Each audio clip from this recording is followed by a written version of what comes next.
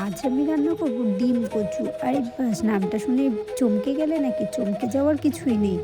আজ আমি কচুর গাঁঠি দিয়ে ডিম দিয়ে রান্না করব। তো কে কে খেয়েছো জানিও, আর আমি কিভাবে রান্না করছি সেটাও তোমরা দেখে নাও। তো প্রথমেই দেখতে পাচ্ছ ডিমটা যে আমি রান্না করব, কচুটা যে রান্না করব, কচুটা রান্না করার জন্য ভালো করে ধুয়ে নিতে হবে, কারণ গাঁঠি কচুর মধ্যে সবাই যেন অনেক মাটি লেগে থাকে। তারপরে আমি মাটিটাকে ছাড়ানোর জন্য ভালো করে ধুয়ে নিয়েছি। এরপরে দেখতে পাচ্ছ আলু, পেঁয়াজ, টমেটো আমি সব কিছু কেটে নিলাম। আমি পেঁয়াজটা দিয়েছি একটাই কারণ, ডিমটা দেবো তার জন্য। আর গাঁঠি কচু রান্না করতে গেলে পেঁয়াজ রসুন না দিলেও হয়। আমি এর মধ্যেই পেঁয়াজটা দিলাম কারণ ডিমটা দিয়েছি, তোমাদের প্রথমেই বলে দিলাম।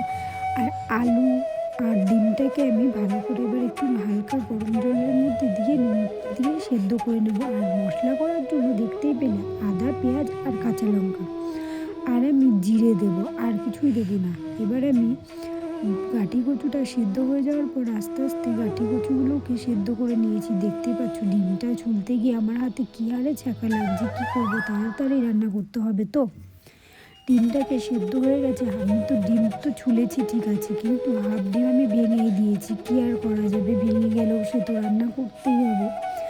তো যাই হোক, ডিমটাকে আমি ভাজা হয়ে যাওয়ার পর কড়াইয়ের মধ্যে তেল দিয়ে শুকনো লঙ্কা, জিরে আর একটু গোটা তেজপাতা দিয়ে দিয়েছি। এরপর আলুগুলোকে ভাজা ভাজা করে মশলাটাকে দিয়ে ভালো করে কষিয়ে নিলাম।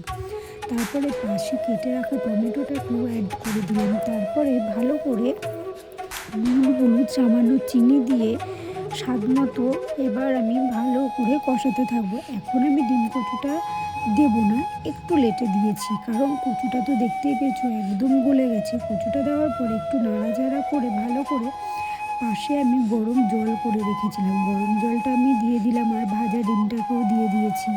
আর দেখতেই পাচ্ছ আমার রান্না রেডি হয়ে গেছে। রেডি হওয়ার পরে একটু গরম মশলা কিন্তু দিতেই হবে, তাহলেই তো ভালো লাগবে না। রান্নাটা কেমন হচ্ছে তোমরা জানিও। টাটা।